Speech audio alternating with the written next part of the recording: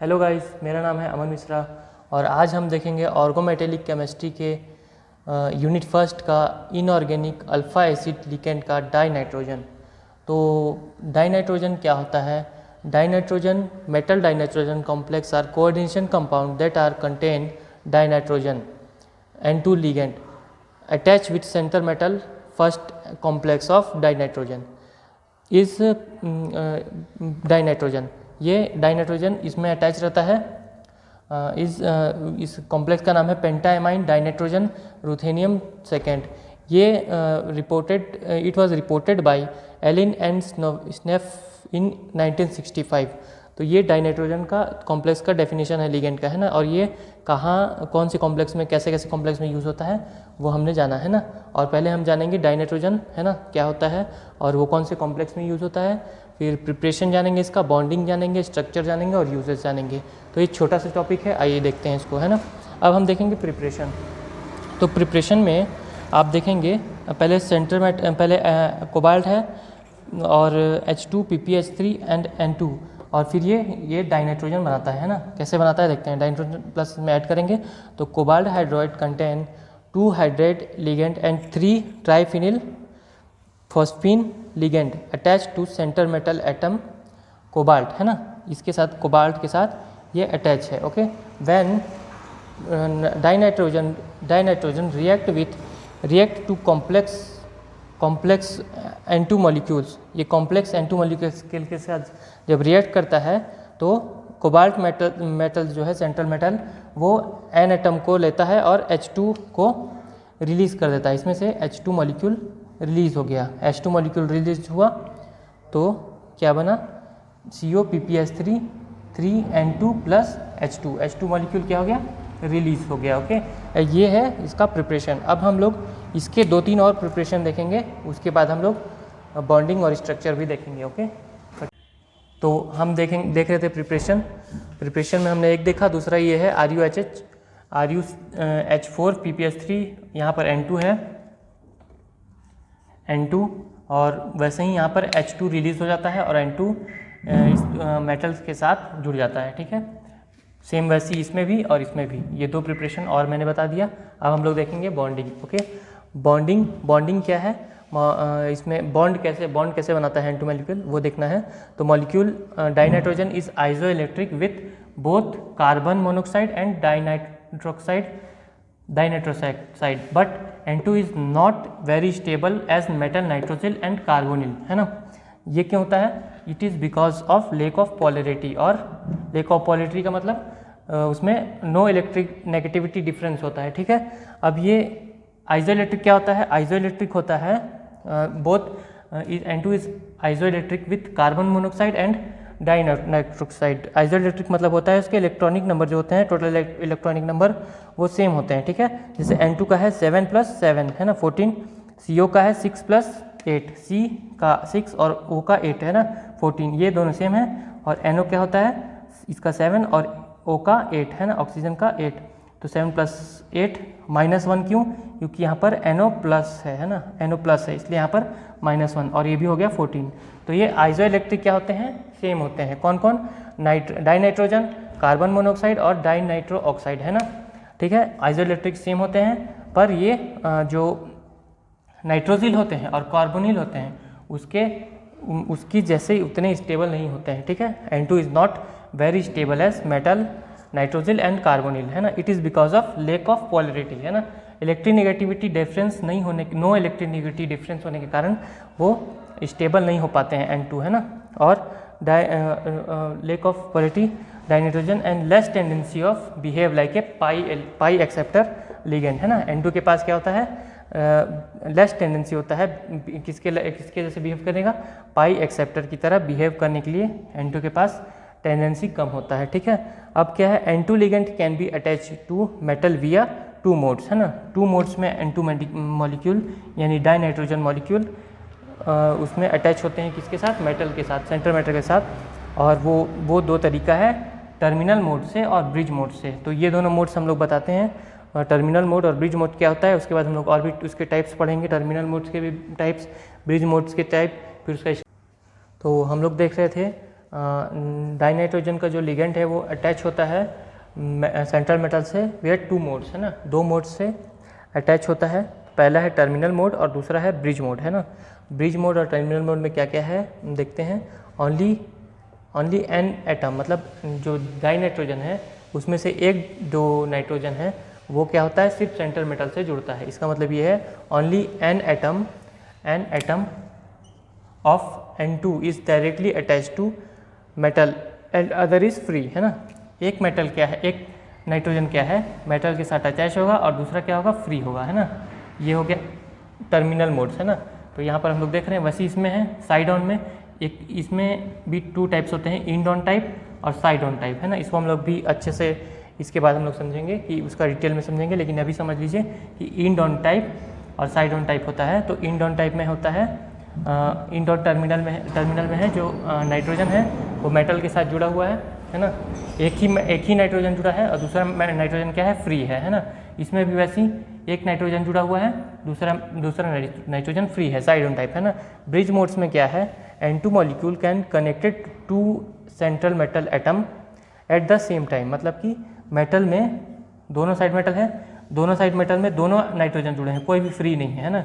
N2 molecule दोनों क्या है, मेटल के साथ जुड़ा हुआ है ना। ये ऐसे भी हो जाएगा, मेटल के साथ जुड़ा हुआ है ना। ये हो गया इंड ऑन टाइप और साइड ऑन टाइप है ना। ये भी मेटल के साथ जुड़ा हुआ है, ये भी मेटल के साथ जुड़ा हुआ है, N2 है ना। तो ये हो गया bridge on side, bridge mode है ना। और ये हो गया टर्मिनल मोड। तो इसका ये दोनों साइड्स हो गया। इसके बाद हम लोग समझते हैं इंड ऑन और साइड ऑन क्या क्या होता है। ओके देखिए, टर्मिनल साइड्स और ब्रिजिंग टाइप्स है ना। दूसरा हम लोग देखेंगे इंड ऑन टाइप और साइड ऑन टाइप। पहले भी वीडियो में हमने इससे पहले भी मैंने इंड ऑन टाइप और साइड ऑन टाइप को बताया था, लेकिन इसको हम लोग डिटेल में समझते हैं। इंड ऑन टाइप क्या होता है, ये सिग्मा टाइप होता है। Nitrogen directly bond through the one end of bonding involve to the lone pair of common. ये बहुत कॉमन बॉन्डिंग होता है इंड ऑन टाइप है ना, बहुत कॉमन होता है। और ये जो नाइट्रोजन है डायरेक्टली किससे होता है, वन इंड से मेटल से जुड़ता है ना। तो ये क्या करता है, donating of lone pair and back bonding from field atom है ना। दस स्ट्रॉन्ग मेटल और nitrogen bonding and weak nitrogen bonding है ना। इसको हम लोग स्ट्रॉन्ग बैक बॉन्डिंग भी कहते हैं। क्यों कहते हैं, क्योंकि ये मेटल है और ये 2 नाइट्रोजन आके इसमें जुड़ा है ना, 2 नाइट्रोजन आके जुड़ा, N2 जुड़ा, फिर ये इसको लोन पेयर देता है और ये इसको बैक कर देता है ना।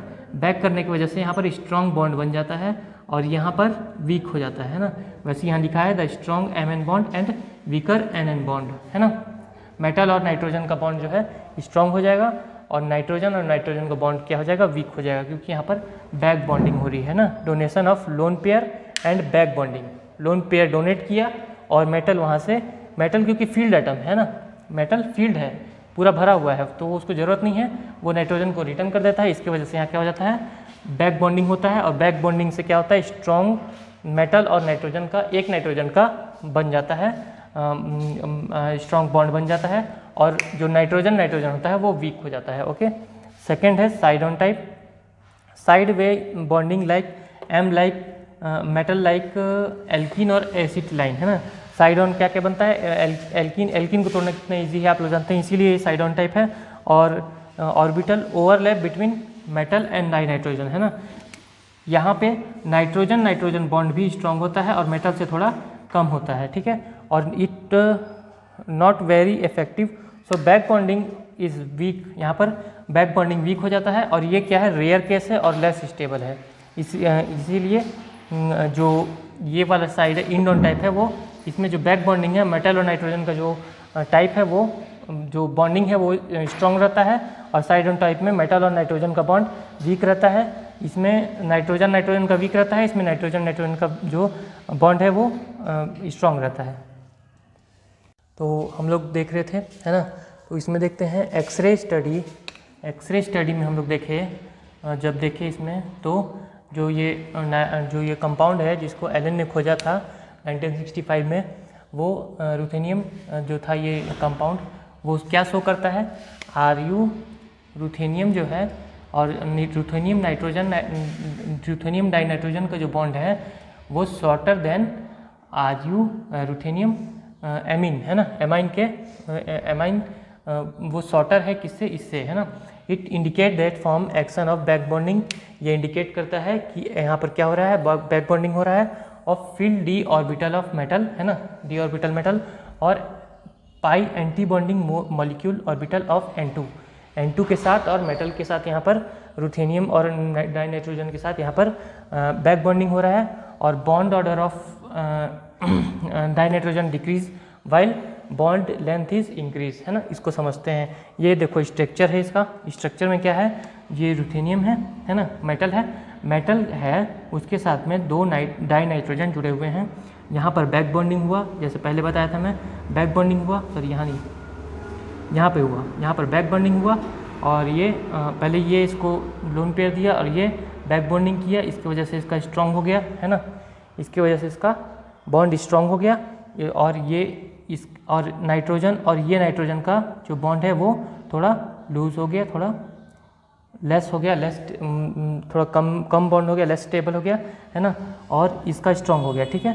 तो इसका जब इसका और इसका स्ट्रॉन्ग हुआ तो बाकी सबका भी जो NH3 है उसका कम हो गया, है ना, स्ट्रक्चर में यही है, ओके। इसका मतलब यही है कि जो नाइट्रोजन का है वो नाइट्रोजन रुथेनियम डाइनाइट्रोजन का जो बॉन्ड है वो शॉर्टर है और स्ट्रॉन्ग है, किससे, एमाइन के और रुथेनियम के, है ना, इन दोनों के जो इस मेटल और इस लिगेंड के बीच में जो बॉन्ड है वो कम है और ये स्ट्रॉन्ग है ना। अब ये देखो स्ट्रक्चर में ये भी 2 टाइप है, इसको इससे समझे, अपन लोग स्ट्रक्चर समझते हैं। स्ट्रक्चर में भी 2 टाइप है। देखो एक स्ट्रक्चर ये हो गया M metal complex with end-on side of N2, end-on में जुड़ा है मेटल कॉम्प्लेक्स, और बाइंड विथ इंडॉन लिगेंड, है ना, इंडॉन लिगेंड के साथ ये मेटल जुड़ा है और वो साइड ऑन है। सेम वैसी इंडॉन साइड ऑन का जो कॉन्सेप्ट है, यहाँ पर मेटल्स के साथ ये जुड़ा है, ये कॉम्प्लेक्स है ना, metal complex side on dinitrogen as ligand bind with metal side on ligand, है ना, ये साइड ऑन लिगेंड हो गया, ये है ना साइड ऑन हो गया, और ये क्या हो गया, इंडॉन हो गया, ओके, मतलब यहाँ पर इंड हो गया। तो गाइस हम लोग ने देखा डाइनाइट्रोजन और प्रिपरेशन भी देखा, उसका बॉन्डिंग देखा, उसका स्ट्रक्चर देखा। अब हम लोग उसका यूज़ देखेंगे, है ना, वो कौन कौन से डाइनाइट्रोजन या नाइट्रोजन गैस कहाँ कहाँ पे यूज़ होता है वो हम लोग देखते हैं। इसका एडवांटेज क्या क्या है ना, it is used for fertilise product use to manufacture ammonia and ammonia और अमोनिया प्रोडक्ट, है ना, use to make different fertiliser, जैसे यूरिया, ये क्या होता है, CO by Haber process by reactive ammonia, okay. तो इसका मतलब हुआ कि जो फर्टिलाइज़र प्रोडक्ट होते हैं जो खेतों में काम आते हैं, फर्टिलाइज़र, उसको बनाने के लिए हमको डाइनाइट्रोजन का यूज़ होता है। वो अमोनिया के साथ H2 मॉलिक्यूल के साथ नाइट्रोजन रिएक्ट करता है और उससे अमोनिया बनता है, ओके। अमोनिया बनने के बाद वो product use make different fertiliser, जैसे कि यूरिया, है ना, यूरिया बनाने के लिए कोबाल्ट के साथ हैबर प्रोसेस करते हैं और वो बाई रिएक्टिंग अमोनिया के साथ रिएक्ट करता है और फिर वो एक फर्टिलाइज़र रेडी होता है ना। दूसरा चीज़ है during the metal welding, soldering and heat treatment, metal can be easily react with oxygen and moisture causes rust, so preventing the working place filled with nitrogen gas because of its inert or non-reactive property, okay। इसका मतलब हुआ जो welding होता है, welding जो 2 iron को जोड़ते हैं, वेल्डिंग, सोल्डिंग होता है, और कोई भी हीट ट्रीटमेंट, कोई भी प्रोसेस होता है ऐसे फैक्ट्रीज़ में, है ना, फैक्ट्रीज़ में, मैन्युफैक्चर फैक्ट्रीज़ में, तो वो वहाँ पे क्या होता है, मेटल्स क्या बोलते हैं, ईजिली रिएक्ट विथ ऑक्सीजन और मॉइस्चर, उसके ऑक्सीजन और मॉइस्चर के साथ रिएक्ट होता है, उससे क्या होता है, रस्ट होता है ना, कॉजेज रस्ट। तो उसको प्रिवेंट करने के लिए उस एरिया को, उस मैन्युफैक्चर एरिया को, उस फैक्ट्री को N2 गैस से फिल्ड कर दिया जाता है, क्योंकि N2 गैस क्या है, नॉन रिएक्टिव है और O2 मतलब ऑक्सीजन को रिमूव करता है, मॉइस्चर को रिमूव करता है, जिसके वजह से वो रस्ट नहीं हो पाता है आयरन, है ना, और रस्ट नहीं हो पाता है तो वो लंबा टिकता है, ओके। तो मैन्युफैक्चर एरिया में जहाँ वेल्डिंग सोल्डिंग होता है वहाँ पर N2 गैस को फिल्ड रखा जाता है, और उसका जो प्रॉपर्टी है N2 गैस का, बिकॉज इज इनर्ट मतलब नॉन रिएक्टिव, वो नॉन रिएक्टिव है और ऑक्सीजन और मॉइस्चर को वो इफेक्ट नहीं करने देता है, जिससे वजह से रस्ट प्रिवेंटिंग होता है, ठीक है। थर्ड है die nitrogen is used for food packaging, है ना। नाइट्रोजन गैस जो है वो फूड पैकेजिंग के लिए यूज़ होता है। क्यों? To replace the oxygen and prevent the bacterial growth, keep food fresh, okay, keeping the food fresh, है ना। डाई नाइट्रोजन जो है वो फूड पैकेजिंग में भी काम आता है। फूड को एक थैले में प्लास्टिक में डाल के उसमें ऑक्सीजन रिमूव करते हैं, है ना, और रिमूव करते हैं और डाई नाइट्रोजन से फिल्ड कर देते हैं, जिसमें उसमें मॉइस्चर नहीं आता है, जिससे उसमें बैक्टीरियल ग्रोथ, फंगस, ये सब ग्रोथ नहीं होता उस फूड में, है ना, फूड पैकेजिंग में। तो वो वहाँ पर भी नाइट्रोजन गैस को फिल्टर किया जाता है, जिससे बैक्टीरियल ग्रोथ ना हो और फूड जो है लंबे समय तक फ्रेश बना रहे, और ये फूड पैकेजिंग में भी यूज़ होता है।